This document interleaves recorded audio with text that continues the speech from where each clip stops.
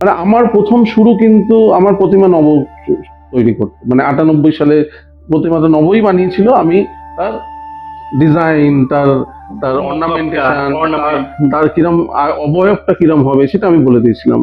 99 সালেও নব বানিয়েছিল। 2002 সালে যখন আমি আবার ফিরে আসি দুর্গাপুজোয়, আমার পুজোর প্রতিমা বানিয়েছিল পরিমল পাল। হ্যাঁ, ও আর্ট কলেজের একজন শিল্পী এবং ও কুমারটুলির অন্তর্গত, কুমারটুলির ছেলে। তারপর 2003-এ যে প্রতিমাটা আমি বানিয়েছিলাম সেটা স্বপন পাল বানিয়েছিলেন, কিছুদিন আগে গত হয়েছেন, কুমারটুলিরই। হ্যাঁ, মানে মৃৎশিল্পী। নমস্কার, আমি অর্পণ, আর আপনারা দেখছেন দ্য ক্যালকাটা ব্রিজ নিবেদিত পুজোর পাঁচফোড়ন। আমরা সবাই জানি যে একটি ভালো পুজো উপস্থাপনা করতে গেলে 5টি প্রধান উপকরণের প্রয়োজন, এবং সেই 5টি উপকরণের মধ্যে অন্যতম হচ্ছে শিল্পী। এবং আজকে আমাদের সাথে যিনি বসে রয়েছেন তাকে আলাদা করে আমার পরিচয় করিয়ে দেওয়ার কোনো জায়গা নেই, কারণ কলকাতা শহরের সবাই তাকে আজকে এক ডাকে চেনে, এক নামে চেনে। তিনি আর কেউ নন, শিল্পী শ্রী সুশান্ত শিবানী পাল। সুশান্ত দা, পুজোর পাঁচফোড়নে তোমায় স্বাগত। নমস্কার। কেমন আছো? খুব ভালো, খুব ভালো। 2025 গত বছরের যে পুজোটা, সেখানে তোমার 3টে পুজোর মধ্যে 2টো পুজোর জুবলি ছিল, মানে একটির 25 এবং একটির 75, এবং তার সাথে সাথে প্রথমবার তোমার সোলো প্রিভিউ শো। তো সব মিলিয়ে যদি সেই এক্সপিরিয়েন্সটা আমাদের একটু বলো। আসলে কলকাতার দুর্গাপুজো প্রায় 26-27 বছর ধরে আমার একটা জার্নি। হ্যাঁ, এবং সেটা একদম শুরুর থেকে দেখেছি, এবং আজকের এই যে বিবর্তিত পুজো আমরা যেটা দেখছি, এটা কিন্তু অনেকটাই চেঞ্জ হয়েছে। মানে এই 27-28 বছরে যে ধরনের বিবর্তন দুর্গাপুজোয় ঘটেছে সেটা কিন্তু মানে খুবই আশ্চর্যজনক যে একটা একটা শিল্পের নতুন ভাষা তৈরি হচ্ছে দুর্গাপুজোকে কেন্দ্র করে। এবং তার জন্যই মনে হয় মানুষকে বাড়তিভাবে দেখাবার জন্য প্রিভিউ শো এর যে প্রক্রিয়াটা আমরা সবাই মিলে শুরু করেছিলাম 3-4 বছর আগে থেকে, সেখান থেকে গত বছর আমি এক্সক্লুসিভলি আমার পুজোগুলোর প্রিভিউ শো ক্লাব অর্গানাইজ করলো। তা আমার মনে হয় এই প্রিভিউ শোটা খুব ইম্পর্টেন্ট, যে পুজোর আগে যারা পুজোটাকে উপভোগ করতে চান, এবং কলকাতা দুর্গাপুজো মানেই কিন্তু একটা ভিড়। হ্যাঁ, এবং প্রায় 3-4 ঘন্টা লাইনে দাঁড়িয়ে থেকে হ্যাঁ মানুষ ঠাকুর দেখে, কিন্তু সেই ঠাকুর দেখার সময় হয়তো তারা 30 সেকেন্ড, 40 সেকেন্ড, 50 সেকেন্ড, এবং তার মধ্যেও ওই হুইসলিং, বেরিয়ে যান, তার মধ্যে কিন্তু এই রকম ধরনের পুজোকে এক্সপিরিয়েন্স করা যায় না। সেই পুজোটাকে এক্সপিরিয়েন্স করবার জন্য যে স্পেসটা দরকার সেটা কিন্তু এই প্রিভিউ শোয়ে মানুষ পায়।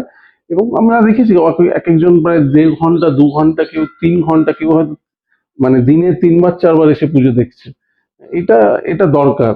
এবং খুবই অন্যরকম একটা এক্সপিরিয়েন্স গত বছর হয়েছিল, যেহেতু এক্সক্লুসিভলি আমার নিজস্ব ক্লাবগুলো প্রিভিউ করেছে। অসংখ্য মানুষ এসেছেন, শুধু কলকাতার মানুষ নয়, কলকাতার বাইরের মানুষ, অনেক বিদেশি পর্যটক, তারা সবাই মিলে এসে কিন্তু কলকাতার দুর্গাপুজো আজকের সারা বিশ্বের মধ্যে কিন্তু একটা অন্যতম উৎসব, শিল্পের উৎসবে পরিণত হয়েছে।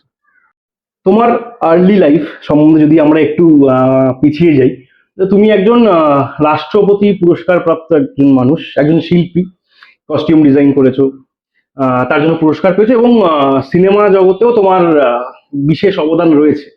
তো সেইখান থেকে দুর্গাপুজো, এই যে কানেকশনটা, এইটা কিভাবে হলো যদি একটু বলো। না, দুর্গাপুজোর কানেকশন কিন্তু আমার মনে হয় যারা আমরা পশ্চিমবাংলায় বড় হয়েছি, বিশেষ করে কলকাতা শহরে, তারা মানে তাদের জ্ঞান হবার পরে যে ফেস্টিভ্যালটা তারা সব থেকে বেশি এনজয় করে সেটা হচ্ছে দুর্গাপুজো। এবং ওই পুজোকে কেন্দ্র করে অনেক কিছু জিনিস ঘটে আমাদের জীবনে, এবং সেটা শুধুমাত্র বাঙালিদের নয়, কিন্তু আমরা কলকাতাবাসী যারা বিভিন্ন জাতি ধর্ম নির্বিশেষে প্রত্যেক মানুষ কিন্তু এই ফেস্টিভ্যালটাকে কেন্দ্র করে তাদের নিজের মতো করে এনজয় করে। কেউ ব্যবসা করে, কেউ নানান রকম কাজে নিযুক্ত থাকে।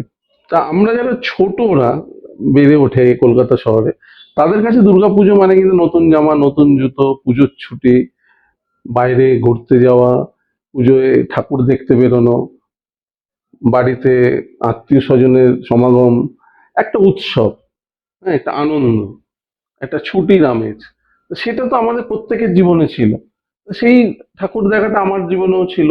সেই ছুটির আনন্দটা আমিও উপভোগ করেছি। প্রত্যেক পাড়ায় দুর্গাপুজো হয়। হ্যাঁ, তা আমার বাড়ির সামনেও দুর্গাপুজো হতো। আমার আরেকটা সুবিধা ছিল, বা সেটা হয়তো আমাকে দুর্গাপুজো যে এখন আমি ভাবছি তার পিছনে হয়তো একটা খুব বড় অবদান খুব সুপ্তভাবে ছিল, যে আমার এক রিলেটিভ কুমারটুলিতে থাকতেন, তার বাড়িতে আমার যাতায়াত ছিল। সেই সব মিলিয়ে দুর্গাপুজো কোনো না কোনো ভাবে আমাদের প্রত্যেকের মনে কিন্তু একটা অন্যরকম জায়গা করে রাখে। সেটার ব্যতিক্রম আমারও ছিল না। তো যেহেতু আমি শিল্প চর্চা করছি, পড়াশোনা সেরে আর্ট কলেজে ভর্তি হওয়া, টেক্সটাইল ডিজাইন নিয়ে মাস্টার্স করা, এবং সেই সময় কলকাতা শহরে কিন্তু যে সকল বিবর্তনগুলো হচ্ছিল তার মধ্যে দুর্গাপুজো খুব একটা উল্লেখযোগ্য জায়গা করে ফেলেছিল, যে একটা শারদ সম্মান, সে এসে সুস্থ সূচি শুদ্ধ রুচি শুদ্ধ রুচি নিয়ে কাজ যে শুরু করলো। যে কাজ শুরু করলেন, এবং পুজো কর্মকর্তাদের মধ্যে ওই পুরস্কারটা পাওয়ার লক্ষ্যে যে উন্মাদনা বেড়ে গেল। 85 সালে শুরু হয়েছিল এই পুরস্কার দেওয়া। তারপর থেকে কিন্তু প্রত্যেক বছর সেই কর্মকর্তারা, মানে পুজোর অর্গানাইজাররা চেষ্টা করছিলেন পুজোটাকে প্রত্যেক বছর কিভাবে নতুন নতুন করা যায়, মানুষের কাছে নিয়ে যাওয়া নতুন যায়। রেভলিউশন। হ্যাঁ, যে নতুন ভাবে মানুষকে কিছু দেখাবো। হ্যাঁ, তার আগে কিন্তু পুজো যে আলাদা রকম ছিল না তা নয়, যে যার মতো আলাদা আলাদা রকম পুজো হতো। বকুল বাগানে বিভিন্ন শিল্পীরা কাজ করেছেন, প্রখ্যাত শিল্পীরা কাজ, ভাস্কর, শুধু প্রতিমা বানিয়েছেন। কিন্তু এই যে কনসেপচুয়াল একটা পুজো, একটা স্পেস ডিজাইন, যে একটা আবহ, প্রতিমা, আলো, ভাবনা সবকিছু মিলেমিশে একটা স্পেসকে ডিজাইন করা, সেইটা কিন্তু আমার মনে হয় এই 90-এর দশকের মাঝামাঝি সময় থেকে, যখন কিছু আহ শিল্পীরা যারা আর্ট প্র্যাকটিস করছে তারা ডাইরেক্টলি ইনভলভ হতে লাগলো কলকাতা শহরের দুর্গাপুজোর মধ্যে, তখন পুজোটার মধ্যে কিন্তু নতুন একটা ভাষা আবিষ্কার করার চেষ্টা করলো সেই শিল্পীরা। এবং সেই শুরুর দিকের যে সকল শিল্পীরা কাজ করেছিলেন তার মধ্যে আমিও পড়ে গেছিলাম। হ্যাঁ, আমার অজান্তে। কিন্তু তখন পুজোটা করতে আসা আর আজকে আমি দুর্গাপুজো যেভাবে করি, দুটো কিন্তু দুটো মেরু। মানে প্রথম দিকে করছিলাম যে পুজোটাকে ভালোবেসে একটা এরকম একটা স্পেসের মধ্যে কাজ করছি, এত লোক এসে আমার কাজ দেখছে। হ্যাঁ, সেই একটা আনন্দ কোন রকম ভাবে কিন্তু প্রফেশনালিজম এর মধ্যে যুক্ত ছিল না, যে এটা একটা যে একটা আমার জীবন যাপনের একটা জায়গা হয়ে উঠবে, সেটা ছিল না। প্রফেশনাল জায়গাটাই এখানে ছিল না, শুধুমাত্র প্যাশন থেকেই কিন্তু এটা করছিলাম। তারপর আস্তে আস্তে আস্তে আস্তে এই পুজোটা বড় হতে লাগলো, এবং আমাদের অজান্তেই এটা আমরা কোথায় গিয়ে যেন আমার প্রফেশন হয়ে গেল। বা প্রফেশন কথাটা খুব না সঠিক অর্থে শিল্পীদের ক্ষেত্রে প্রযোজ্য নয়, কারণ শিল্প কোনোদিন প্রফেশন হতে পারে না। নেশা। শিল্প নেশা তো ডেফিনেটলি, না হলে তো একজন শিল্পী সেই শুধুমাত্র বিষয়টাকে নিয়ে তার পুরোটা জীবন কাটিয়ে দিতে পারে না। এটা একটা মারাত্মক নেশা তার জীবনের জন্য, কারণ তার নেশাও নয়, তার যাপন হয়ে যায়। সেই কেউ সঙ্গীত নিয়ে তার যাপনের মধ্যে ঘুরে বেড়াচ্ছে, হ্যাঁ, কেউ সাহিত্য নিয়ে ঘুরে বেড়াচ্ছে। আমরা যেমন একটা ভিজুয়াল আর্টকে নিয়ে আমাদের ভাবনাটাকে এক্সপ্রেস করার কথা ভাবছি। তো সেরকম আহ কিন্তু যেটা দরকার কি, যে প্রফেশন বাইরের লোক যারা দেখছে, যারা বাইরে থেকে আমাদের দেখে, তারা হয়তো ভাবে যে এর প্রফেশন হচ্ছে দুর্গাপুজো করা। কিন্তু সেটা কি ঠিক? মানে এর অনেকেই বলে যে তুমি কি করো, ছবি আঁকো, আর কি করো। মানে ছবি আঁকাটা প্রফেশন হতে পারে না, তারা কিন্তু না অজান্তেই বলে দেয়। অ্যাকচুয়ালি তাই, আমরা যারা শিল্পী আমাদের কাছে ছবি আঁকা প্রফেশন নয়, আমাদের কাছে দুর্গাপুজো প্রফেশন নয়। আমাদের দুর্গাপুজো বা ছবি আঁকা বা ভিজুয়াল আর্ট প্র্যাকটিস, এটা আমাদের জীবনের একটা অংশ। ভালোবাসা। এগুলো ভালোবাসা, এটাকে বাদ দিলে হয়তো আমি আর কিছুই পারবো না। আমি হয়তো প্রায় মানে জীবনের একটা অঙ্গাঙ্গিক অঙ্গ, যেটাকে বাদ মানে দেওয়া যাবে না। এটাকে বাদ দিলে আর হয়তো আমার কোনো অস্তিত্ব থাকবে না। হ্যাঁ, আমি কিচ্ছু পারবো না, কিছু পারিও না। হ্যাঁ, এবং তার থেকে যখন কিছু অর্থ উপার্জিত হচ্ছে, তার মানে কি আমার জীবন নির্বাহের জন্য যেটুখানি সামান্য অর্থ প্রয়োজন সেটা কিন্তু আমি ওখান থেকে পেয়ে যাচ্ছি। তাই জন্য আমাকে অন্য কোনো প্রফেশনের মধ্যে আহ, ঝুঁকি নিতে হচ্ছে না। আমি নিশ্চিন্তে সারা বছর ধরে দুর্গাপুজো নিয়ে ভাবতে পারছি। হ্যাঁ, এটার আবার ব্যাপার আছে যে আমি আর চাহিদাটা কিরকম। আমার মনে হয় আমার অ্যাজ অ্যান আর্টিস্ট বা আর্ট প্র্যাকটিশনার, আর্টিস্ট তো হওয়া যায় না, আর্ট প্র্যাকটিশনার, আমার একটাই চাহিদা যে আমার মনের খিদেটা মিটছে কিনা। আমি আমি যেটাকে ভাবছি তার সঙ্গে আমি যাপন করতে পারছি কিনা এবং সেটাকে এক্সপ্রেস করতে পারছি কিনা, এইটুখানি আমার খেয়ে। এর থেকে বেশি আমার কোনো চাহিদা নেই। তা সেই আমার অজান্তেই দুর্গাপুজোয় শুরু, মানে আসা 98 সালে, জাস্ট কলেজ থেকে তখন আমি গ্র্যাজুয়েশন করে বেরোচ্ছি। আমার কাছে এরকম একটা সুযোগ করে দেয় আমার ওই নব, আমার যে রিলেটিভ বলছিলাম কুমারটুলিতে, ওই সুযোগ করে দেয়। ওই সহযাত্রী ক্লাবে আমার প্রথম দুর্গাপুজো, এবং 99-এ তারা আমাকে এককভাবে দায়িত্ব দেয়। 98-এ কিন্তু ওটা আমার একার দায়িত্ব ছিল না, দেবেন দা এবং শ্রুতি লাহা, দেবেন লাহা আর শ্রুতি লাহা, ওনাদের ভাবনা। আমার দায়িত্ব ছিল যে প্রতিমার রূপায়ণ, ডিজাইন, এবং আমি যেহেতু টেক্সটাইল নিয়ে পড়াশোনা করছি, সেখানে অসংখ্য মাটির দেয়ালে আলপনা দেওয়া হয়েছিল, সেটা সম্পূর্ণ আমার দায়িত্ব ছিল। হ্যাঁ, এবং আমার ভাবনাতেই প্রতিমাটা তৈরি হয়েছিল। ওই প্রথম প্রতিমা করতে আসা, কিন্তু 99-এ আমাকে ওনারাই রিকোয়েস্ট করে যে তুমি সম্পূর্ণভাবে দায়িত্ব নাও। নি তারপর 2000-2001 আমি একটু পুজো থেকে আলাদাই ছিলাম, আমি কোনো পুজো করিনি, কারণ আমার মাস্টার্স ফাইনাল ইয়ার চলছিল তখন আর্ট কলেজে। তারপর 2002 থেকে, এবং ওই 2 বছর যে পুজো না করাটা আমাকে প্রচন্ড ভাবে, মানে আমি সাফারই করেছিলাম যে পুজোর সময় আমি পুজো করছি না।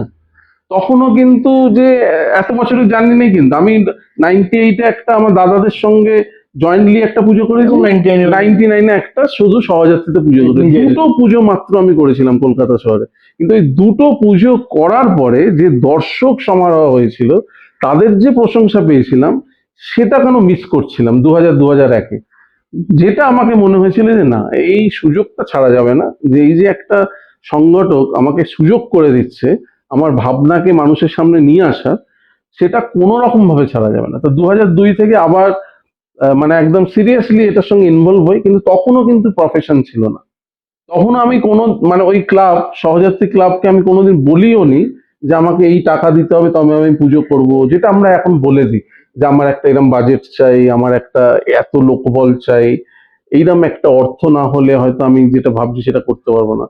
এখন যে প্রফেশনালিজমটা রয়েছে আমার কাজের মধ্যে, তখন সেটা ছিল না। তখন সম্পূর্ণ একটা প্যাশন। এখন যে প্যাশনটা নেই আমি বলবো না, এখন তার প্যাশনটা আরো দ্বিগুণ হয়ে গেছে। মানে এখন আমার কাছে একটা দুর্গাপুজো আর আমার যাপন কোনো মতেই আলাদা নয়। আমি সারা বছর এটার সঙ্গে বাস করি। হ্যাঁ, তা সেই নিজের অজান্তে 2002 থেকে আবার এখানে পুজোর ময়দানে চলে আসা, তারপর থেকে তো আর, মানে দুর্গাকে আমি ছাড়তে পারিনি, না দুর্গা আমাকে ছাড়েনি, এটা বোঝার এখনো সময়ও ওঠেনি। আমার মনে হচ্ছে আমি কোনোদিন আর দুর্গাকে ছাড়তে পারবো না। তোমার শিল্পী বা তুমি যে দুর্গাপুজো করছো, এছাড়াও তোমার আরেকটা সত্তা রয়েছে, যেটা আমরা সবাই জানি যে উম, বাঙালির এবং বাংলার অন্যতম খ্যাতনামা এবং গুণী একজন ডিরেক্টর ঋতুপর্ণ ঘোষের সাথে তুমি কাজ করেছো এবং বহু বছর কাজ করেছো। সেই এক্সপিরিয়েন্স বা সেই জায়গায় পৌঁছানো, সেইটা কি করে হলো, বা পুরো কাজের প্রসেসটা যদি একটু আমাদের সাথে শেয়ার করো। আসলে সেটাও না, মানে আমার ওই যে আর্ট কলেজে যে আমি টেক্সটাইল ডিজাইন নিয়ে পড়াশোনা করেছি, এবং আমি প্রথম দিকে ভেবেছিলাম যে আমার এই যে শিল্প শিল্প চর্চার যে ক্ষেত্রটা, এটা ফ্যাশন ইন্ডাস্ট্রির মধ্যেই হবে। হ্যাঁ, এবং সেটা নিয়ে আমি ভেবেছিলাম যে আমি আমি শিল্পের চর্চাটা করব, মানে কস্টিউম ডিজাইনিং এর মধ্যে, এবং সেটাই আমি শুরু করেছিলাম। আর্ট কলেজে থাকাকালীনই আমি একটা বুটিক, সেই সময় কলকাতা শহরে স্টেপ বলে শুরু হয়েছিল, চলছিল, এবং যথেষ্ট লোকের সঙ্গে তার পরিচয় হয়েছিল, লোক প্রশংসাও করছিল, এবং সেই সূত্রেই ঋতুপর্ণ ঘোষের সঙ্গে আমার আলাপ, কারণ উনিও খুব পোশাক প্রেমী। এবং ওনার ছবি, উনি খুব যত্ন নিয়ে ছবি বানাতেন, এবং সেটা ওনার ছবি দেখলেই বোঝা যায়। এবং সেখানে প্রত্যেকটা ফ্রেম এর মধ্যে তার যে চিন্তা ভাবনার একটা বিকাশ আমরা দেখেছি, এবং খুব যত্ন নিয়ে সেই ফ্রেমটা উনি তৈরি করতেন। যেহেতু একটা ফ্রেম, তার মধ্যে ভিজুয়াল ল্যাঙ্গুয়েজ, তার মধ্যে মানে উনি যেমন লেখাতে তো পারদর্শী ছিলেনই, ওনার কথা বলার যে ধরন, লেখনী, সেটা তো একদমই অন্যরকম, খুব বাঙালি, অথচ খুব কন্টেম্পোরারি। হ্যাঁ, যেটা কিন্তু আহ, মানে অনেক সময়ের পরে বাংলা ছবিতে মানুষ খুঁজে পেয়েছিল। মানে একটা সময় কিন্তু ঋতুদার আগে যে ফেসটা বাংলা চলচ্চিত্র হয়েছে, সেই জায়গাটার ছবি আর ঋতুপর্ণ ঘোষের সময়ের পর থেকে যে ছবি মধ্যে কিন্তু অনেক তফাৎ। ঋতুদা আমার মনে হয় বাঙালির সেই আহ, একটা নতুন অধ্যায় বাংলা সিনেমাতে ঋতুদার হাত ধরে শুরু হয়েছিল। এবং যেটা বলছিলাম যে উনি যে প্রত্যেকটা ফ্রেম যত্ন নিয়ে করেন, তার মধ্যে যেমন লেখনীটা ইম্পর্টেন্ট, স্ক্রিপ্টটা ইম্পর্টেন্ট, যেমন অ্যাক্টিংটা ইম্পর্টেন্ট, সেরকম ভিজুয়াল ল্যাঙ্গুয়েজটা খুব ইম্পর্টেন্ট। উনি ইন্টেরিয়ার, তার রং, আলো এবং পোশাক সবকিছুতে খুব নজর দিতেন, এবং সেই সম্পর্কে তার সম্যক ধারণাও ছিল প্রত্যেকটা বিষয়। উনি ওরকমই কিছু ছবিতে ওনার কিছু পোশাকের প্রয়োজন হয়েছিল বলে আমার সঙ্গে যোগাযোগ করেছিলেন, এবং ওই প্রথম ওনার আলাপ, ওনার কাছে যাওয়া। তারপরে তো চোখের বালি সিনেমার থেকে আমি একদম হার্ড কোর, মানে ওনার ইউনিট মেম্বার হয়েই কাজ করি ওনার শেষ চলচ্চিত্র সত্যান্বেষী পর্যন্ত। মানে এটা আমার জীবনের খুব বড় একটা পাওনা। মানে দুর্গাপুজো যেমন আমার কাছে জীবনের খুব বড় একটা পাওনা, যে আমি দুর্গাপুজোই শিল্প চর্চা করতে পারছি। আমার মনে হয় না সারা পৃথিবীতে যারা শিল্প চর্চা করে অ্যাজ অ্যান আর্টিস্ট, বা আমাদের ভারতবর্ষের বিভিন্ন রাজ্যে, তাদের কাছে এইরকম একটা কোনো সুযোগ আসে যেখানে একটা পাবলিক ফান্ড আমাদের হাতে তুলে দিয়ে বলা হয় যে you do what you want, মানে তোমার যা ইচ্ছা তুমি করো। আমাদের আমাদের মানে বিন্দু মাত্র আমাদের মানে কাছে জানতে চাওয়া হয় না যে তুমি কি করবে। এবং আমার কাছে সেটা মানে বলতেও আমি পারবো না। আমাকে যদি কেউ ইভেন 2026-এ আমি যে যে পুজো করব, এখনো যদি আমায় কেউ জিজ্ঞেস করে, আমি জানি না আমি কি করবো। আমি তার সঙ্গে রয়েছি, সেই স্পেসগুলোর সঙ্গে, সেই স্পেসগুলোর সঙ্গে প্রত্যেক মুহূর্তে আমি ইন্টারঅ্যাক্ট করছি। হয়তো সেই স্পেসে আমি লাস্ট 2 বছর কাজ করেছি, আবার কাজ করব, কিন্তু আমি তবুও সেই স্পেসটাকে নতুন ভাবে দেখি। হ্যাঁ, তো সুতরাং এই যে সুযোগটা আমাদের করে দিচ্ছে, এটা কিন্তু অভাবনীয়। সেই জন্য আমি খুব বলছিলাম, খুব ফরচুনেট যে আমি কলকাতা শহরের বসে দুর্গাপুজোয় কাজ করছি। আরেকটা খুব ফরচুনেট যে আমার জীবনের 13টা বছর আমি ওই রকম একজন ডিরেক্টরের সঙ্গে কাজ করেছি। মানে আমি যে 7 বছর government college of art and ক্রাফটে আমি যে চর্চা করেছি টেক্সটাইল ডিজাইন নিয়ে, সেটা যেমন একটা ইনস্টিটিউট, ঋতুপর্ণ ঘোষ আমার কাছে একটা ইনস্টিটিউট। এবং আহ, বলতে পারো আমার যে এস্থেটিক সেন্স এবং আমার যে ভাবনার রসদ, তার অনেকটা নয়, প্রায় পুরোটাই আমি বলতে পারো যে ঋতুদা না থাকলে হয়তো আমি এইভাবে একটা ভাবনাকে ভাবতেই পারতাম না, বা এইভাবে যে একটা ভাবনাকে এক্সপ্রেস করতে গেলে তার কতটা গভীরে যেতে হয়, কিভাবে যেতে হয়, আর কেনই বা একটা ভাবনা একটা এক্সিকিউশনের জন্য গুরুত্ব, মানে তাকে আমি কি দিয়ে এক্সপ্রেস করছি, ওই মেটেরিয়ালটা ইম্পর্টেন্ট নয়, কিন্তু ওই ভাবনাটা আদৌ এক্সপ্রেস হচ্ছে কিনা, এটা খুব ইম্পর্টেন্ট। হ্যাঁ, তো সেইটা কিন্তু ঋতুপর্ণ ঘোষের সঙ্গে এই 13টা বছরের জার্নিটা না হলে আমার দুর্গাপুজো আজকের এইরকম ভাবে আমি ভাবতে পারতাম না, বা মানুষের কাছে নিয়ে যেতে পারতাম না। ঋতু না আমার কাছে আহ, মানে ইনস্টিটিউট কেন বলবো, মানে আমার আমার ধরো আমি পৃথিবীতে আমি এসেছি আমার বাবা মায়ের জন্য, আর আমি শিল্প চর্চার মধ্যে যে জ্ঞান অর্জন করেছি সেটা ঋতুপর্ণ ঋতুপর্ণ ঘোষের ঘোষের জন্য। জন্য। তো সেই রকম একটা জায়গায় উনি আমার কাছে আছে। তুমি একদম তোমার কথার মাঝেই বললে যে তোমার সাথে কুমোরটুলির একটা যোগসূত্র আছে। হুম, তোমার আত্মীয় হুম, যারা ওখানে থাকতেন, নবদার সাথে তোমার হুম, একটা হুম, সম্পর্ক আছে। তো এই এই দুর্গাপুজো এবং কুমোরটুলি, হুম। এই দুটোর সম্পর্ককে সুশান্ত শিবানী পাল কিভাবে দেখে বা কিভাবে কোলেট করে? আসলে মানে কুমারটুলি বা এরকম অনেক পটুয়া পাড়া বিভিন্ন জায়গায় কিন্তু সারা পশ্চিমবাংলায় রয়েছে, এবং সাধারণত প্রায় 90% যে প্রতিমা আমরা দেখতে পাই সারা কলকাতা শহর বা পশ্চিমবাংলা জুড়ে, সেটা কিন্তু ওই কুমারটুলি বা পটুয়া পাড়াগুলো থেকেই আসে।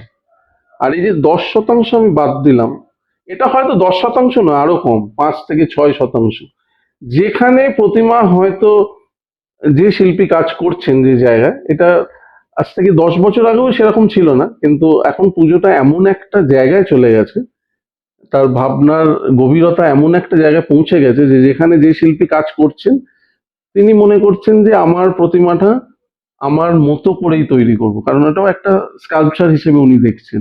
তা সেই জন্য হয়তো এখন অনেক শিল্পী, মানে আমার প্রথম শুরু কিন্তু আমার প্রতিমা নব তৈরি করতে, মানে 98 সালে প্রতিমাটা নবই বানিয়েছিল। আমি তার ডিজাইন, তার তার অর্নামেন্টেশন, তার কিরম অবয়বটা কিরম হবে সেটা আমি বলে দিয়েছিলাম। 99 সালেও নব বানিয়েছিল। 2002 সালে যখন আমি আবার ফিরে আসি দুর্গাপুজোয়, আমার পুজোর প্রতিমা বানিয়েছিল পরিমল পাল। হ্যাঁ, ও আর্ট কলেজের একজন শিল্পী এবং ও কুমারটুলির কুমোরটুলির অন্তর্গত, ছেলে, হ্যাঁ। কুমারটুলির ছেলে। তারপর 2003-এ যে প্রতিমাটা আমি বানিয়েছিলাম সেটা স্বপন পাল বানিয়েছিলেন, কিছুদিন আগে কিছুদিন আগে গত হয়েছেন, কুমারটুলিরই। হ্যাঁ, মানে মৃৎশিল্পী।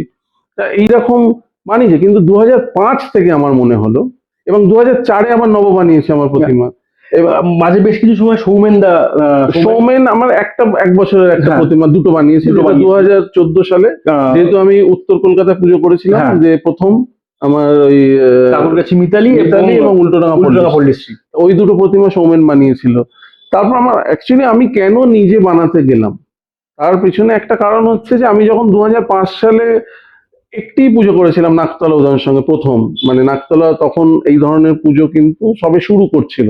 তা সবাই পদার্পণ, হ্যাঁ, পদার্পণ। এবং আমার মনে হলো যে আমি যে এই যে কুমারটুলিতে প্রতিমা বানাচ্ছে, কেউ না কেউ বানাচ্ছে, তা প্রত্যেকবার প্রত্যেক সপ্তাহে আমাকে কুমারটুলিতে হয়তো 2-3 বার যেতে হতো। মানে যেহেতু পুরো অবয়বটার ভাবনাটা আমার, তার গঠন, আকার, রং, অর্নামেন্টেশন, পোশাক, সব ভাবনাটা যেহেতু আমার, স্ট্রাকচারাল জায়গাটা, সেই জন্য সেটা যখন তৈরি হচ্ছে, নির্মাণের সময়ও আমাকে বারংবার কুমারটুলিতে যেতে হতো। তা সেটা আমার কাছে মনে হতো যে একটা মানে সময়টা অনেক চলে যেত। আমি এমন ভাবে ভাবলাম যে আমি যেখানে মণ্ডপ করছি, আমি যদি প্রতিমাটাও সেখানে তৈরি করতে পারি, তাহলে আমি একসঙ্গেই দুটো জিনিসকে ওখানে দেখতে পারবো। এবং দুটো খুব আহ এমনও হয়েছে যে একসময় আমি প্রতিমা হয়তো কুমারটুলিতে বানানো হয়েছে, যখন আমি মণ্ডপে নিয়ে এসেছি আমার মনে হয়েছে যদি আরেকটু বড় হতো, বা হয়তো আকারটা যদি আরেকটু অন্যরকম হতো, কারণ একটা স্পেসে বানানো হচ্ছে আর একটা স্পেসে যখন নিয়ে আসছি, দুটোর মধ্যে একটা ডিফারেন্স হলেও হতে পারতো। আমি ওটা যাতে না হয় সেই জন্য 2005 থেকে আমি আমার স্পেসেই, যেখানে আমি মণ্ডপ করছি সেখানেই প্রতিমা বানানো শুরু করি। তো তখন আহ, কোনো লোকাল পটুয়া যারা, তখন তো ওই বছর নাকতলার ঠিক ক্লাবের ঠিক পাশেই দুজন ছেলে ছিলেন, তারা নিজেরা ওই প্রতিমা বানাতেন ওখানে, ওই বিশ্বকর্মা, সরস্বতী, দুর্গাও বানাতেন। তা আমি ওদেরকে দিয়েই আমার পুরো মাটির কাজটা করিয়ে নিই। তারপরে এখন তো অদিতদা আছে, লাস্ট কয়েক বছর ধরে অদিতদা আহ কুমারটুলিতে নবদের সঙ্গে এই প্রতিমা বানাতেন। মানে আমার প্রথম প্রতিমা যদি মাটির কাজটা অদিতদাই করেছিল। হ্যাঁ, এবং আমার এখনো প্রতিমা সব কাজের মাটির কাজটা অদিতদাই করে। হ্যাঁ, সেরকম, কারণ আমি ভাবনাটা যেহেতু আমি ভাবছি, স্ট্রাকচারাল জায়গাটা আমি দেখছি, অবয়বের আকার, রং, সবকিছু আমি দেখছি, শুধু মাটির কাজটা যেহেতু আমি করতে পারি না, সেটা একজন প্রকৃত অর্থে যে মাটির কাজটা ভালো করে সেরকম একজন কারিগর আমার অদিতদা। প্রায় 26-27 বছর বা অ্যাপ্রক্সিমেটলি হলে প্রায় 28 বছর পুজোর মাঠে কাজ করছো, প্রচুর ক্লাবে কাজ করেছো, হ্যাঁ, প্রচুর সম্মানিত হয়েছে। তো এখনো অবধি তোমার করা যে ক্লাবগুলো বা তোমার করা যে কাজগুলো, সেখানে তোমার সব থেকে ভালো ভালো এক্সপিরিয়েন্স গুলো কি কি হয়েছে, এবং তার সাথে সাথে তোমার সব থেকে খারাপ অনুভূতি বা অভিজ্ঞতা কোথায় কোথায় বা কিভাবে হয়েছে, যদি একটু আমাদের বলো। সব থেকে ভালো অভিজ্ঞতা যদি তুমি বলো, সেটা আজকেও আমাকে, এই দুর্গাপুজো যে আমি করছি তার রসদটা সেইখানেই ছিল, যে 98 সালে যখন ওই পুজো করা হলো, সারা রাত মানে জেগে ওই শখের বাজার অঞ্চলে সহযাত্রী ক্লাবের ওই মাটির যে দেয়াল, মানে ওই চটের ওপরে মাটি লাগিয়ে যে লেপে যে দেয়াল তৈরি হয়েছিল, তার গায়ে আলপনা দিয়ে প্রায় বিধ্বস্ত হয়ে যাওয়া।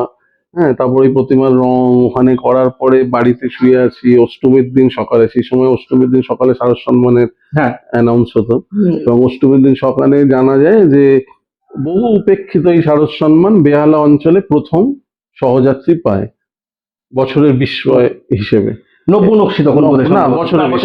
বছরের বিশ্বাস সেই হিসেবে সহযাত্রী ওই বছর পেয়েছিল মেধসমুনির আশ্রম।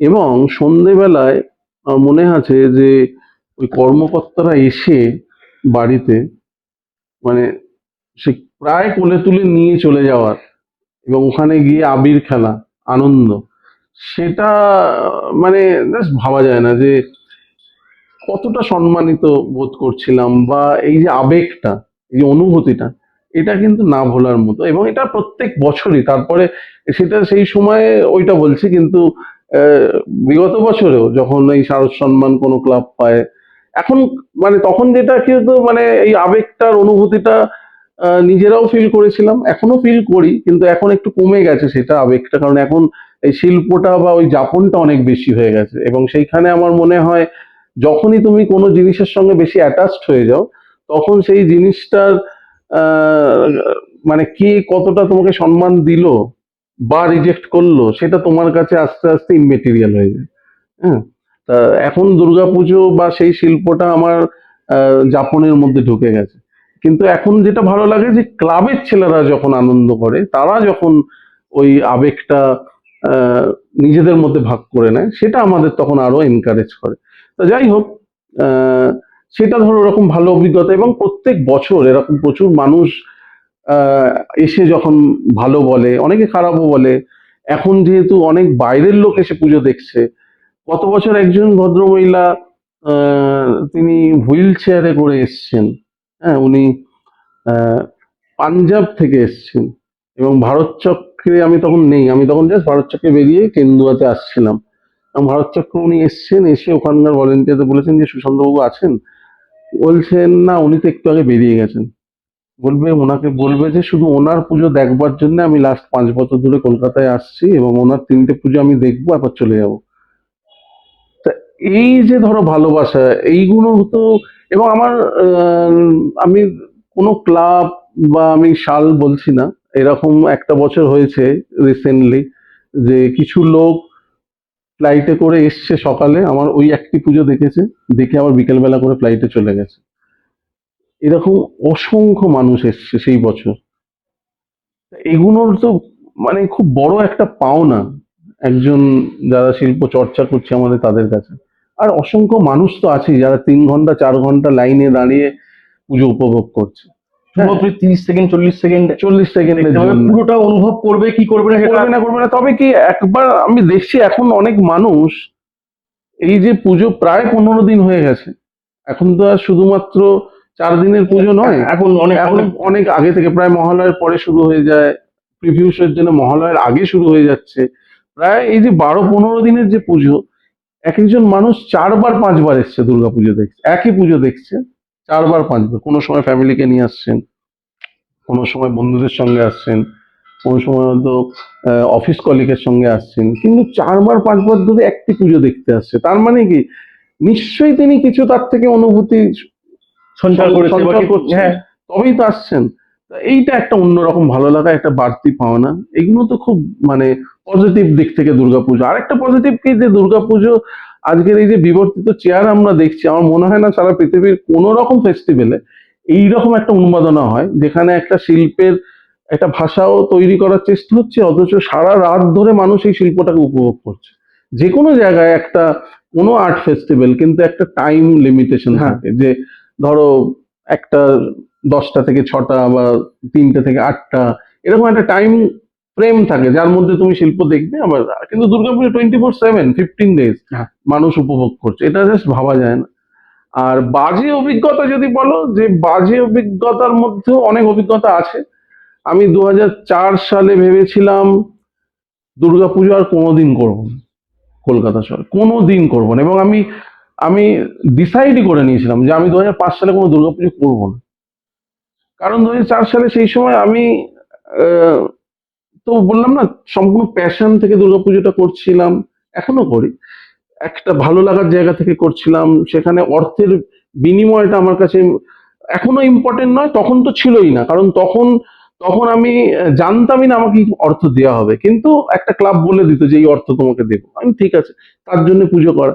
কিন্তু যখন পুজোটা হয়ে যাওয়ার পরে সেই ক্লাব সেই অর্থটা দিতে আহ, রাজি না হয়, হ্যাঁ। ডিনাই করে, তখন কিন্তু মনে হয় যে তাহলে কিসের জন্য আমরা এই কাজটা করলাম, এতটা সময় ব্যয় করলাম। কারণ তখন আমার কিন্তু একটা এস্টাবলিশ বুটিক আমি কলকাতায় চালাচ্ছিলাম স্টেপ। আমি ঋতুদার সঙ্গে অলরেডি তখন ছবি শুরু করে দিয়েছি। 2003 সালে চোখের বালি হয়ে গেছে, 2004 সালে আমরা তার পরের ছবিগুলোর মানে প্রস্তুতি চলছে, কাজ করছি। তো সেইখানে তো আমি একটা মানে অনেকটা সময়, দুর্গাপুজো করতে গেলে প্রায় 3-4 মাস আমাকে কিন্তু মেন্টালি এবং ফিজিক্যালি ওই স্পেসটার মধ্যে থাকতে হয়। তো সেই সময়টা যখন আমি ওখানে ব্যয় করছি এবং একটা কমিট করছি, যখন একটা ক্লাব একটা অর্থ যখন সে দিতে ডিনাই করছে, তখন কিন্তু একটা প্রচন্ড ভাবে ভেতরের মধ্যে বিদ্বেষ জন্মায় এবং তখন মনে হয় যে না। আর আমরা তো ওই রকম নয় যে তুমি যাওনি বলে আমি জান্না ধরে গিয়ে বলবো কেন দিলে না, দাও দাও দাও দাও, না হলে সামনে বছর কাউকে করতে দেবো। এটা শিল্পীদের কাজ নয়। কারণ শিল্পীরা এখানে কেউ ব্যবসা করছে না, যার জন্য যে তুমি কেউ অর্থ পাচ্ছে না বলে আমি তোমাকে জোগান দিয়ে দেবো যে না সামনের বছর তুমি করবে না, আমি পাইনি, এইসব বলা আমাদের কোনো অধিকার নেই। আমি কাজ করেছিলাম, কমিট করেছিল ক্লাবের কাছ দিয়ে, সেটা আমি আমাকে দেয়নি, সেটা আমি নিইনি কেন, সেটা আমার আর ক্লাবের ব্যাপার। তাই আমি ভেবেছিলাম 2004-এর পরে ওই অভিজ্ঞতাটা হয়ে যাওয়ার পরে দক্ষিণ কলকাতার একটি ক্লাব, সেখানে আমি হয়তো ভবিষ্যতে আর কোনোদিন পুজো করব না। হ্যাঁ, আমি ভেবেইছিলাম যে আর করবো না পুজো। কিন্তু 2005 সালে সমীর রাইচ, বিখ্যাত শিল্পী, ওনার পাড়ার পুজোই নাকতলা উদয়ন সংঘ, এবং সমীরদা সেই সময় মিলনী ক্লাব, ওনার মানে সমীরদার বাড়ির পাশে মিলনী ক্লাবে নিজে পুজো করতেন পাড়ার পুজো হিসেবে। তা নাকতলা অ্যাকচুয়ালি সমীরদার কাছে যায় যে পুজো করাবার জন্য। সমীরদা যেহেতু মিলনী ক্লাবের পুজো করেন, ওই জন্য বলছেন আমি করবো না, তা আমাকে রেফার করেন সমীরদা। তা আমি মানে নাছোড় বান্দা সেরকম একটা জায়গা থেকেই আবার শুরু করি দুর্গাপুজো। তো ওই অভিজ্ঞতাটা আমার সারা জীবন মনে থাকবে। আরো এরকম ছোটখাটো অনেক অভিজ্ঞতা আছে যেগুলো এতটা হয়তো বাজে নয়, কিন্তু খুব সার্কাস্টিক। যে একটা পুজোয় কাজ করছি, কাজ করার সময় ক্লাব, আসলে আমরা যেটা করছি, আমি তো কোনো তাজমহল বানাচ্ছি না বা কোনো ভিক্টোরিয়া মেমোরিয়াল বানাচ্ছি না, যে যেটা তুমি আগে দেখেছো। হ্যাঁ, আর সুতরাং আমি যখন তোমার পাড়ায় গিয়ে কাজ করছি, তোমার অঞ্চলে গিয়ে কাজ করছি, যেটাই বানাচ্ছি সেটা আমিও প্রথমবার দেখছি, তুমিও প্রথমবার দেখছো, সবাই সবাই সবাই প্রথমবার দেখছো। এবার কি হয়, আলটিমেট যে জিনিসটা তৈরি হবে, যতক্ষণ না ওই আলোটা জ্বলবে, পুরো বাঁশগুলো খুলে দেবো বা সঙ্গীতটা মিউজিক ব্যাকগ্রাউন্ড স্কোরটা চলছে এবং প্রতিমার মধ্যে আলো পড়ছে, ততক্ষণ কিন্তু আমার মনে হয় কারোর পক্ষে বোঝা সম্ভব নয় যে কিরকম একটা আকার বা রূপ সেখান থেকে বা কিরকম অনুভূতি তৈরি কি হবে, অ্যাটমসফিয়ারটা কি তৈরি হবে। তো সেই রকম অনেক ক্লাব হয়েছে যে কর্মকর্তারা প্রথমে বুঝতে পারছিল না, অনেকে অনেক ক্রিটিসাইজ করছিল এটা কি হচ্ছে, একটা বাঁশও বেঁকা মানে সোজা নেই, সব বেঁকা। হ্যাঁ, এবং একটা স্ট্রাকচার পড়ে গেল সেটাকে বলছে ওরকমই রেখে দেবো, ভেঙা অবস্থাতেই থাকবে।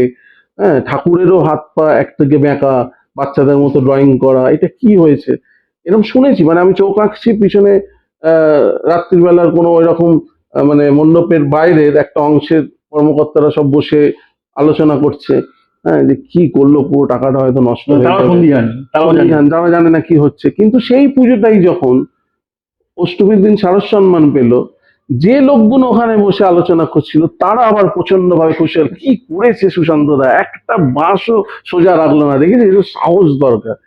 এই যে একটা কনফ্লিক্ট তাদের মধ্যে তৈরি হয়, এটা আমরা প্রচন্ড উপভোগ করি। বদল হ্যাঁ, বল বদল নয়, এটা এটা এটা কিন্তু এটা কিন্তু তারা ইচ্ছা করে করছে না, এটা এটা যে কোনো মানুষ হলে এটা করতো। কারণ তার সামনে যেটা তৈরি হচ্ছে সেটা সেটা বুঝতে পারছে না কি হচ্ছে, যতক্ষণ না কমপ্লিট হচ্ছে, যতক্ষণ না ওই বাঁশগুলো সরিয়ে দেওয়া হচ্ছে, আলোটা জ্বলছে। তো সুতরাং সে অ্যাসাম করছে যে এটা একটা বাজে জিনিস হবে, এরকম ভাবে কোনোদিন প্যান্ডেল হতে পারে না। কারণ তার মানে এই স্ট্রাকচার, প্যান্ডেল, প্রতিমা বলছে তার যে ধারণা, সেটা তো একটা লিমিটেশনের মধ্যে। আর আমরা তো এইটাকে নিয়ে চর্চা করছি, আমরা এটার একটা নতুন ল্যাঙ্গুয়েজ তৈরি করার চেষ্টা করছি। সুতরাং এইরকম অভিজ্ঞতা, যেটা আমি তোমায় বললাম একটা ক্লাবের উদাহরণ দিলাম, এরকম প্রত্যেক বছর হয়, প্রত্যেক বছর হয় কোথাও না কোথাও হয়েছে। কোথাও কোথাও। এবং এক এক সময় তো আমার নিজেরই হয় যে আমি খুব ভাবলাম তৈরি করছি, দারুণ হচ্ছে, এবং প্রায় 2000 বাঁশের ভাড়া ভেতরে করা রয়েছে।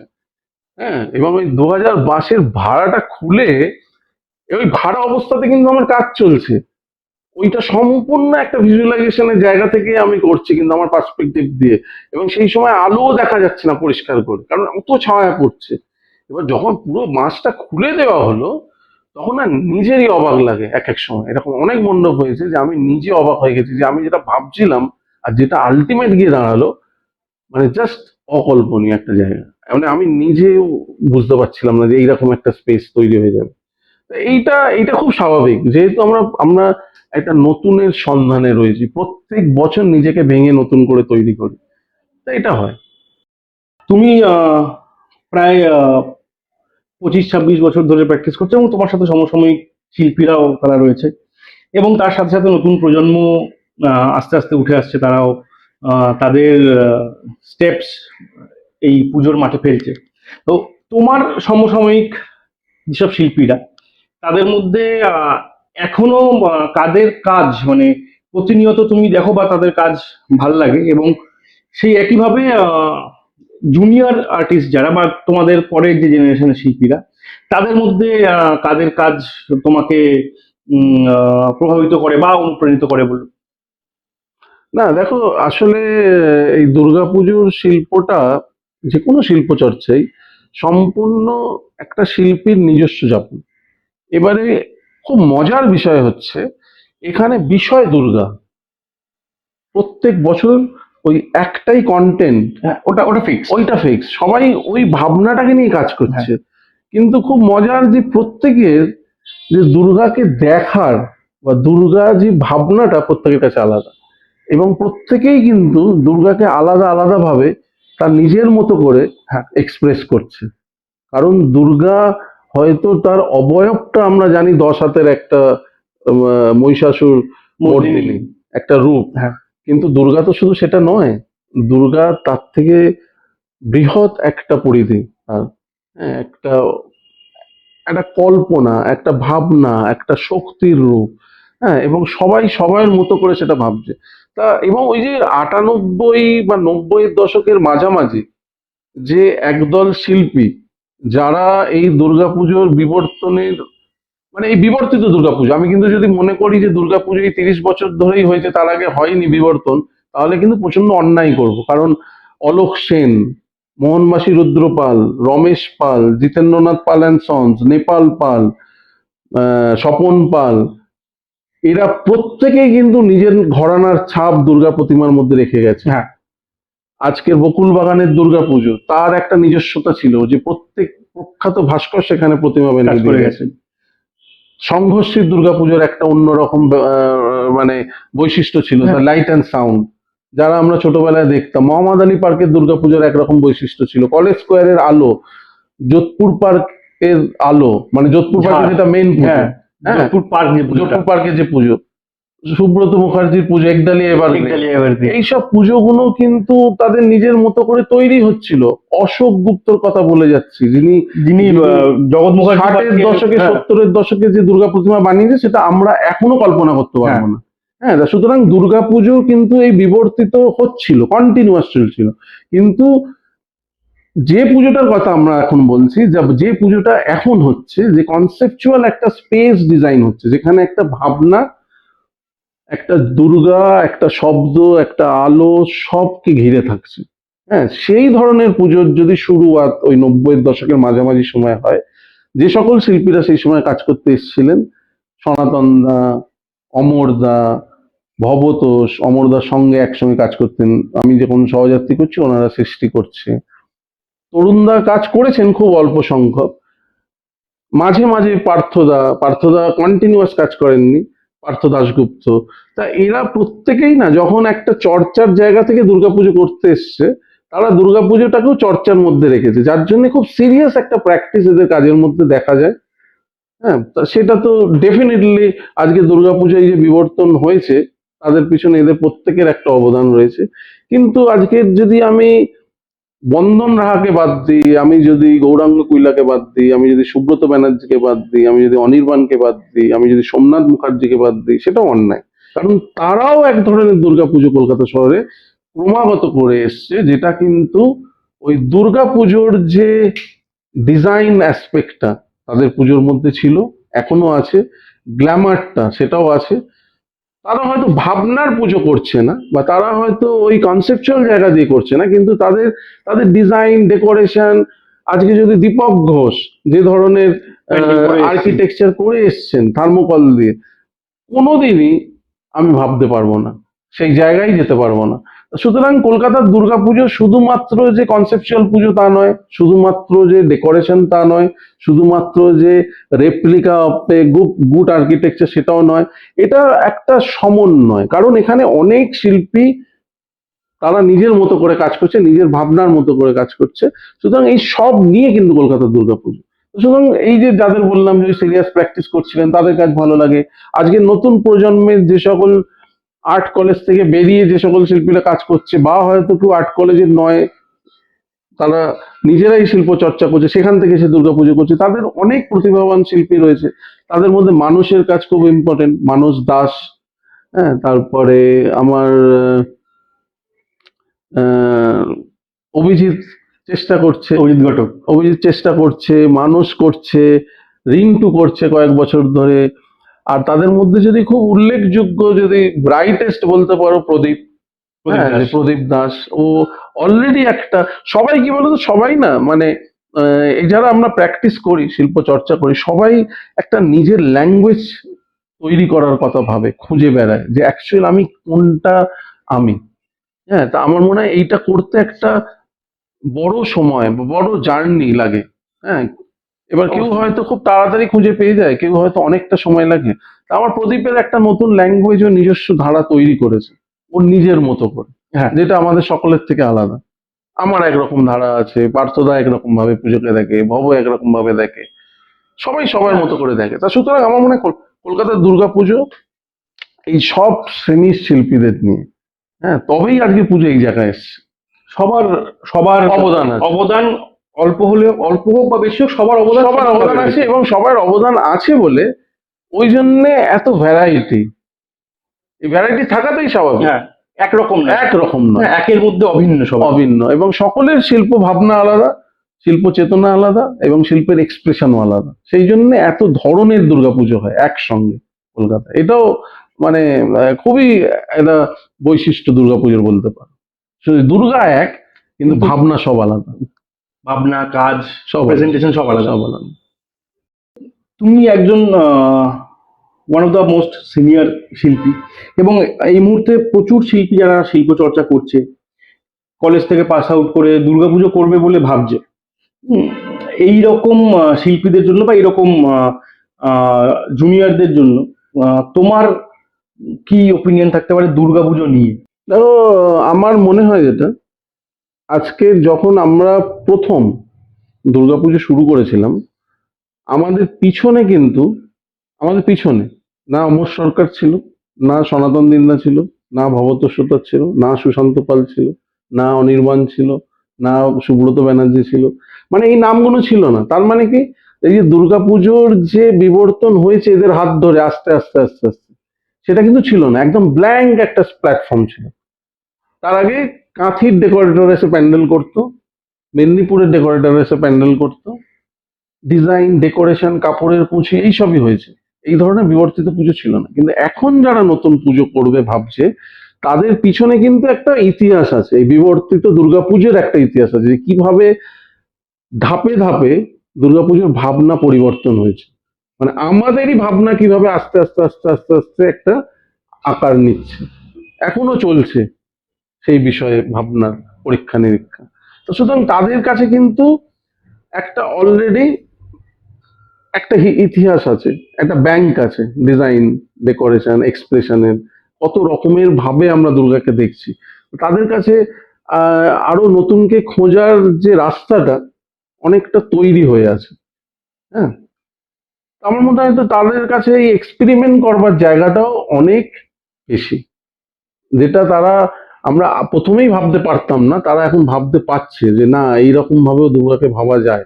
তো তাদের কাছে ভাবনার দিকের জায়গাটা কিন্তু ইনফাইনাইট একটা স্কোপ, যে অনেক কিছু হতে পারে, তোমরা ভাবো।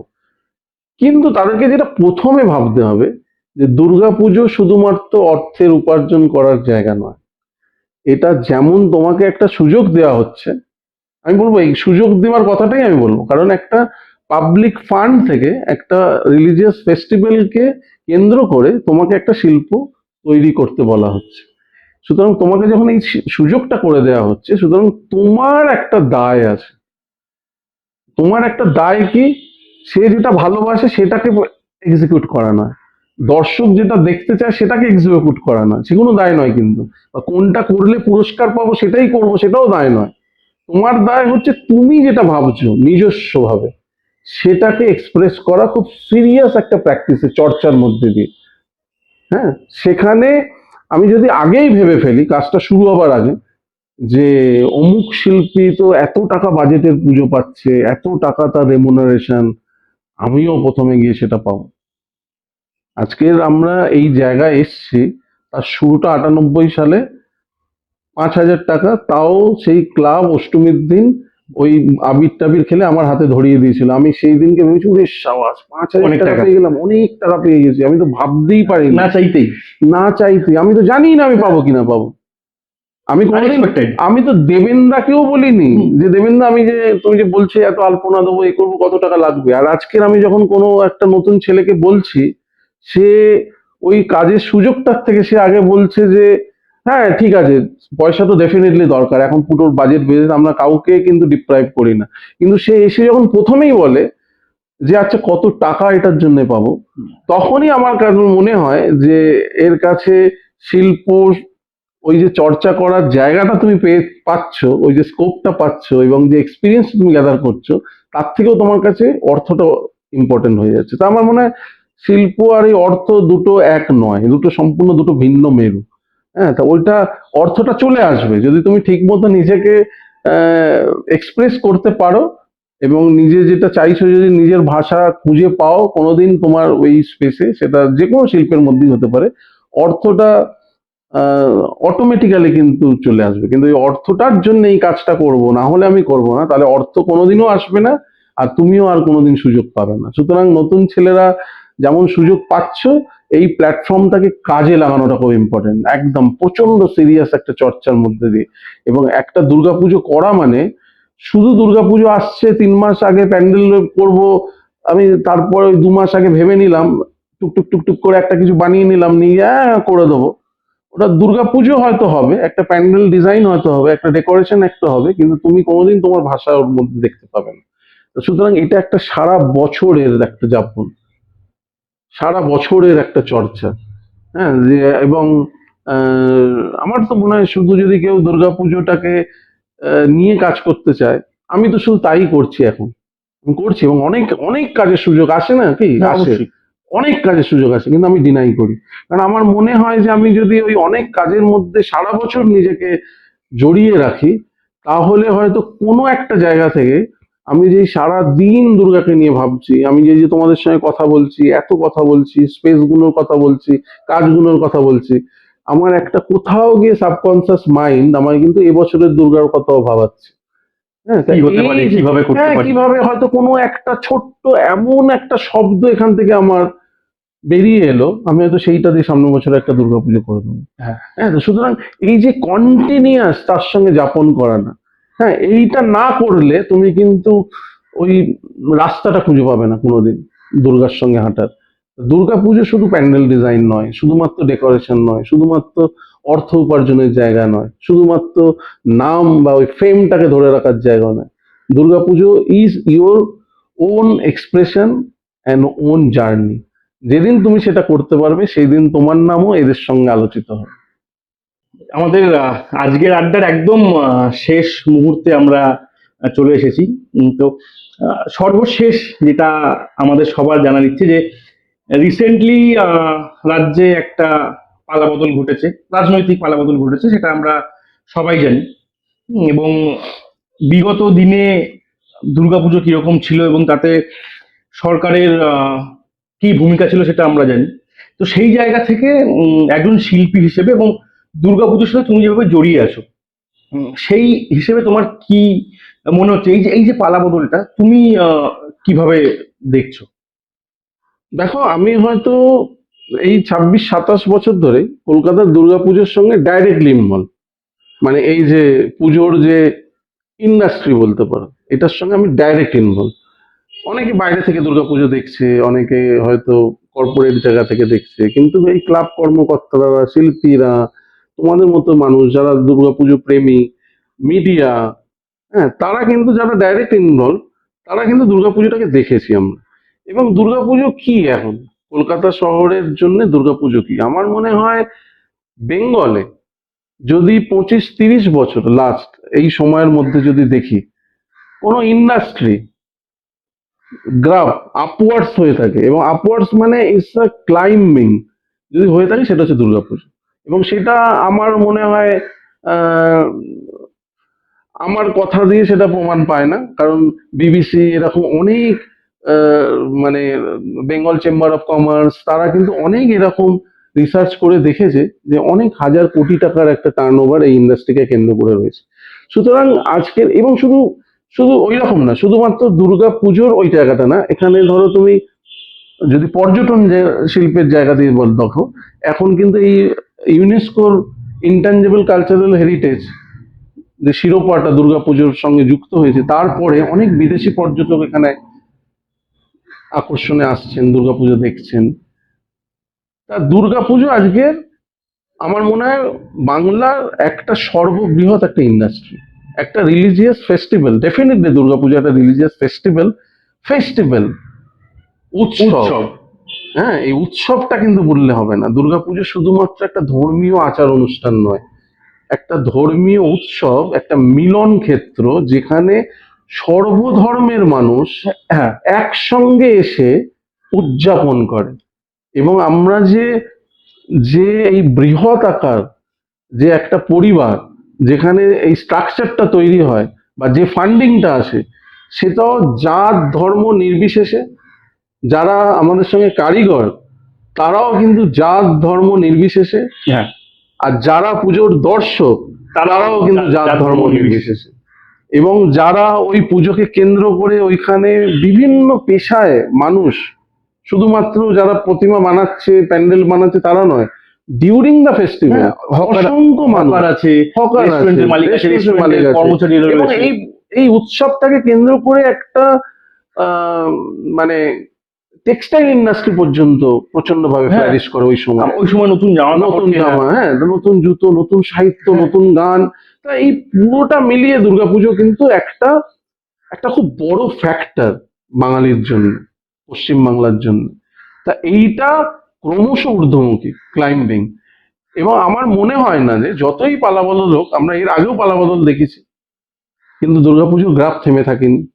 আজকে যদি 90-এর দশকে দুর্গাপুজো শুরু হয়ে থাকে, পালাবদল হয়েছিল 2011-তে, তখন অল ওভার অলরেডি আপওয়ার্ডস ছিল, হ্যাঁ, আরো বেড়েছে। আরো আপওয়ার্ডস, এটা আরো ক্লাইম করেছে। হ্যাঁ, তা আমার মনে হয় এই যে পালাবদলটা হয়েছে, এনারাও নিশ্চয়ই এটাকে আরো বৃহৎ আকারে সামনের দিনে সারা পৃথিবীর কাছে নিয়ে যাবেন। আমার মনে হয় সেটাই কাম্য। এবং আমার মনে হয় এই যে পৃথিবীর মধ্যে একটা সর্ববৃহৎ পাবলিক আর্ট ফেস্টিভ্যাল যেটা বলা হচ্ছে, একটা রিলিজিয়াস ফেস্টিভ্যালকে কেন্দ্র করে, সেটাকে কিন্তু আমাদের বহাল রাখতে হবে। তার জন্য তো কর্মকর্তারা রয়েছেই, কর্পোরেট রয়েছে, সরকারের সহযোগিতাও দরকার, শিল্পীরা আছে, তোমাদের মতো মানুষের সহযোগিতা দরকার। অন এ পজিটিভ নোট, আমার মনে হয় দুর্গাপুজো আরো আরো উপরে যাবে, আরো বৃহৎ আকারে হবে, আরো বৃহৎ আকারে হবে। আমাদের আজকের সর্বশেষ যে বিষয়টি জানার বা প্রশ্ন বলতে পারো, যে আমি বা আমাদের মতো আমরা যারা দুর্গাপুজো প্রেমী বা দুর্গাপুজোর দর্শক, তাদের উদ্দেশ্যে একজন পুজোর শিল্পী এবং পুজোর সাথে যেভাবে তুমি অঙ্গাঙ্গিভাবে জড়িয়ে রয়েছো, সেই জায়গা থেকে আমাদের জন্য কি বার্তা তোমার আগামী দিনে থাকবে? দেখো, তোমাদের এই যে নামটা দুটো আছে, একটা হচ্ছে ক্যালকাটা ব্রিজ, আর একটা বলতো পাঁচফোড়ন। এই দুটো খুব ইম্পর্টেন্ট। কেন আমি বলছি যে প্রথমত তোমরা পুজো পাগল যদি না হও, তোমাদের ঘরের খেয়ে বোনের মোস্তারানোর মতোই হয় ব্যাপারটা, তাও তোমরা চেষ্টা করছো। কারণ এই যে দুর্গা পুজোর কিন্তু কোনো রকম আর্কাইভ করা সম্ভব না, ডিজিটাল আর্কাইভেশন ছাড়া। কারণ এই পুজোটাকে তো রেখে দেওয়া যাবে না। আর এই পুজোর ওই ছোট অংশ কোনো একটা জায়গায় রাখাটা, এটা সম্পূর্ণ একটা মানে কি বলবো, এটা কোনো মানেই হয় না, মিনিংলেস। কারণ আমি একটা সুন্দর অত বড় একটা কনসেপচুয়াল স্পেস ডিজাইন করে সেখান থেকে শুধু প্রতিমাটা তুলে এক জায়গায় রাখলাম, ওই প্রতিমাটা না ওই স্পেসটাকে ডিকোড করছে, না ওই ভাবনাটাকে ডিকোড করছে। তো সুতরাং এটা আমি একদমই এটার সঙ্গে একমত নই। তো কিন্তু যেটা দরকার, যে ধরো এই যে পরবর্তী প্রজন্ম বা যারা পরবর্তীকালে দুর্গাপুজো নিয়ে আলোচনা করবে বা একটু ঘেঁটে দেখবে যে কি করছিল এই সময় 30-40 বছর ধরে ছেলেপুলেরা বলছে কিছু করছিল, কি করেছে, হ্যাঁ, তো সেটা কিন্তু এই ডিজিটাল ফর্মেই কিন্তু আর্কাইভ করে রাখা দরকার। তো সেটার জন্য তোমরা চেষ্টা করছো নিরন্তরভাবে, দেখুন পুজো হয় সেরকম রাত দিন জেগে ছবি তোলো, ভিডিও বাইট নাও, ভিডিও ডকুমেন্টেশন করো। এখন তোমরা চেষ্টা করছো কি, যে শিল্পীরা কাজ করছে এই যে 5 ফোড়ন, 5 ফোড়ন ছাড়া একটা রান্নার যেমন স্বাদ হয় না, তা তোমাদের 5 ফোড়ন পড়ে দুর্গাপুজোর যে রান্না আমরা সকলে মিলে করছি সেইটার স্বাদ হয়তো বৃদ্ধি পাবে আগামী দিনে। তো সেই 5 ফোড়নের মধ্যে এই যে ক্লাব কর্মকর্তা, পুজোর শিল্পী, তোমাদের মতো পুজো পাগল যারা মিউজিক ডিজাইন করছেন, লাইট ডিজাইন করছেন, কর্পোরেট এরা রয়েছে, তা এদের কথাবার্তাও তোমরা ডিজিটাল আর্কাইভ ফর্মে রাখছো, যে এদের ভাবনা কি ছিল। তাই এটা খুব ভালো একটা প্রশংসনীয় উদ্যোগ। তোমরা রান্নাটা আরো চালিয়ে যাও এবং এই 5 ফোড়ন আশা করব যে দুর্গাপুজোর যে পথ, হ্যাঁ, সেই পথটাকে আরো সুস্বাদু করবে, সারা পৃথিবীর কাছে পৌঁছে দেবে। আমরা সেটাই চাই।